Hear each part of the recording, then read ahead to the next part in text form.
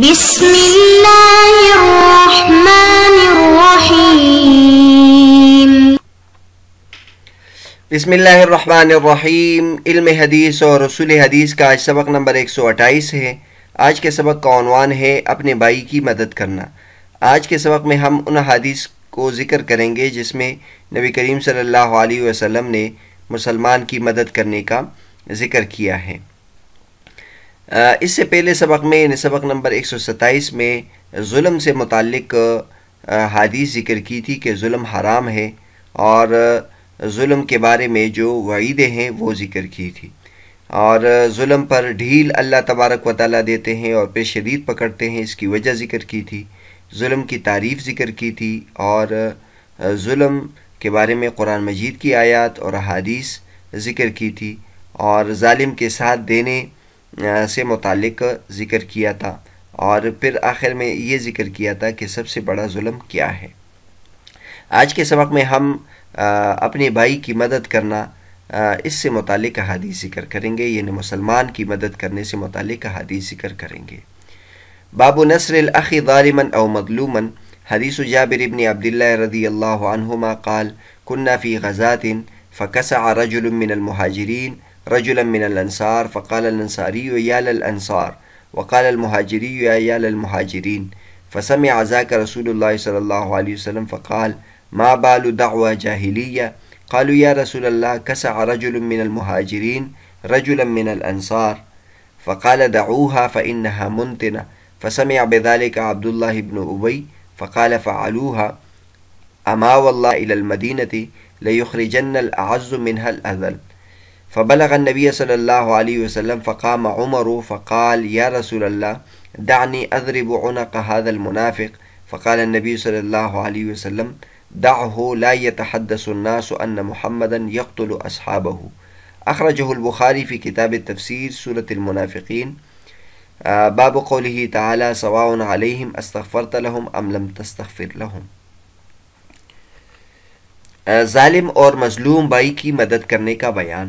حضرت جابر بن عبداللہ رضی اللہ عنہما نے بیان کیا کہ ہم ایک غزوہ تبوک میں تھے۔ مہاجرین میں سے ایک آدمی نے انصار کے ایک آدمی کو لات مار دی۔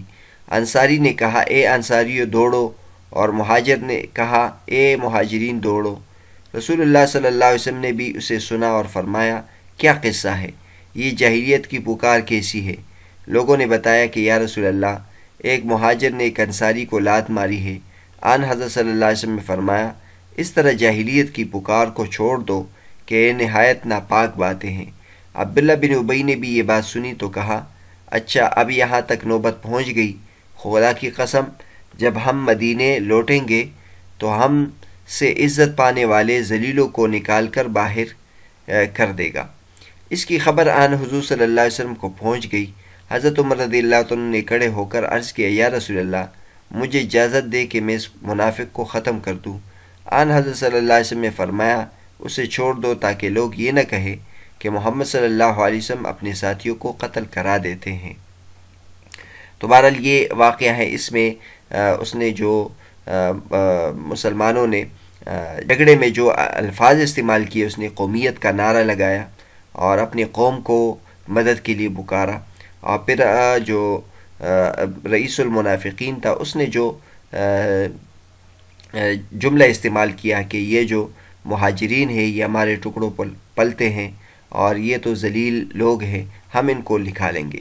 تو یہ دونوں قسم کی باتیں درست نہیں تھی، اس کے بارے میں تشریح ذکر کرتے ہیں۔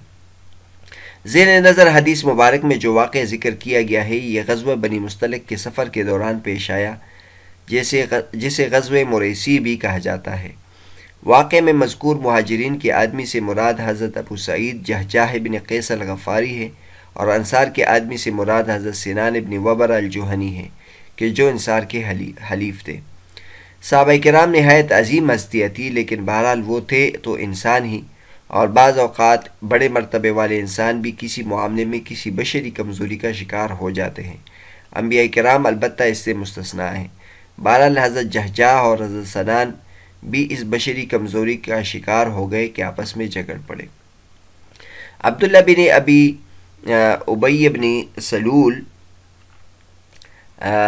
منافق تھا جسے رئیس المنافقین کہا جاتا ہے، یہاں اس نے نہایت توہین آمیز بات کہی، معاذ اللہ ثم معاذ اللہ، نبی اکرم صلی اللہ علیہ وسلم اور ہجرت کر کے مدینہ پہنچنے والے صحابہ کرام کو ذلیل قرار دیا اور کہا ہم مدینہ پہنچ کر ہم انہیں مدینے سے نکال دیں گے۔ دوسری طرف اس منافق اعظم عبداللہ بن ابی ابی کا بیٹا حضرت عبداللہ بن ابی ابی مخلص مؤمن تھا۔ اس نے نبی اکرم صلی اللہ علیہ وسلم سے عرض کیا کہ میرے باپ کی اس بکواس پر اگر آپ اس کو قتل کا حکم صادر کرنا چاہتے ہیں تو مجھے حکم دیجیے، میں اس کا سر لا کر آپ کی خدمت پہ پیش کروں گا، لیکن رحمت عالم صلی اللہ علیہ وسلم نے اجازت نہیں دی۔ آگے دو حدیث ہے اس سلسلے میں، حضرت ابو موسیٰ اشعری رضی اللہ عنہ کی اور حضرت نعمان بن بشیر رضی اللہ عنہ کی، چنانچہ ہے حدیث ابی موسیٰ رضی اللہ عنہ عن النبی صلی اللہ علیہ وسلم قال ان المؤمن للمؤمن كالبنيان يشد بعضه بعضا وشبك اصابعه، اخرجہ البخاری فی کتاب الصلاۃ باب تشبیک الاصابع فی المسجد وغیرہ۔ حضرت ابو موسیٰ اشعری رضی اللہ عنہ روایت کرتے ہیں کہ نبی اکرم صلی اللہ علیہ وسلم نے فرمایا، ایک مومن دوسرے مومن کے لیے عمارت کی طرح ہے کہ اس کا ایک حصہ دوسرے حصے کو قوت پہنچاتا ہے، اور آپ صلی اللہ علیہ وسلم نے ایک ہاتھ کی انگلیوں کو دوسرے ہاتھ کی انگلیوں میں داخل کیا۔ اسی طرح حضرت نعمان بن بشیر رضی اللہ عنہ کی حدیث ہے کہ رسول اللہ صلی اللہ علیہ وسلم نے فرمایا، تری المؤمنین فی تراحمہم وتوادہم وتعاطفہم کمثل الجسد اذا اشتکى عضوا تداعى له سائر جسده بالسحر والحمى، اخرجہ البخاری فی کتاب الادب باب رحمت الناس والبہائم۔ حضرت نعمان بن بشیر رضی اللہ عنہما نے بیان کیا کہ رسول کریم صلی اللہ علیہ وسلم نے فرمایا، تو مؤمنوں کو آپس میں ایک دوسرے کے ساتھ رحمت اور محبت کا معاملہ کرنے اور ایک دوسرے کے ساتھ لطف و نرم خوئی میں ایک جسم جیسا پاؤ گے کہ جب اس کا کوئی ٹکڑا بھی تکلیف میں ہوتا ہے تو سارا جسم ایسی تکلیف میں ہوتا ہے کہ نیند اڑ جاتی ہے اور جسم بخار میں مبتلا ہو جاتا ہے۔ زیر نظر حدیث مبارک میں جملہ خبریہ استعمال فرمایا گیا ہے۔ اگر ہم اپنے معاشرے میں عملی طور پر دیکھیں تو ہمیں حدیث مبارکہ میں دی گئی خبر والا ماحول نظر نہیں ہوتا ہے۔ در حقیقت حدیث مبارکہ میں جو خبر کے انداز میں مثال بیان فرمائی گئی ہے یہ کامل اہل ایمان کی ہے۔ اگر کسی معاشرے کے افراد کامل ایمان والے ہوں تو وہاں باہمی اخوت اور محبت کا یہ ماحول یقیناً نظر آئے گا، جیسے کہ صحابہ کرام کے دور میں نظر آیا۔ دوسری بات یہ ہے کہ یہاں خبر کے انداز میں در حقیقت ترغیب دی گئی ہے کہ اہل ایمان کو باہم ایسی قوت پیدا کرنی چاہیے جس طرح ایک عمارت کی اینٹیں ایک دوسرے کو مضبوط کرتی رہتی ہے۔ عمارت کی اینٹیں ایک دوسرے کو مضبوط کرتی ہے، اسی طرح اہل ایمان کے آپس میں ایسی قوت ہونی چاہیے کہ وہ ایک دوسرے کو مضبوط کرے۔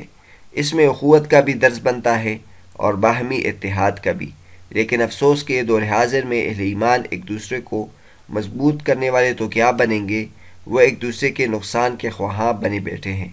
افسوس کہ ہم نے اسلام کے خوبصورت تعلیمات کو پس پشت ڈال دیا ہے اور اسی وجہ سے کمزور تر اور کفریت کی طاقتوں کے آگے مغلوب سے مغلوب تر ہوتے جا رہے ہیں۔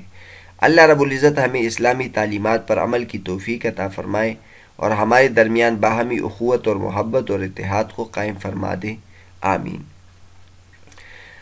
اس حدیث میں یہ فرمایا گیا ہے کہ مومن جسم کی طرح ہے، تو اس سلسلے میں نکات ذکر کرتے ہیں۔ کامل اہل ایمان مراد ہے، اس سے کامل اہل ایمان مراد ہے۔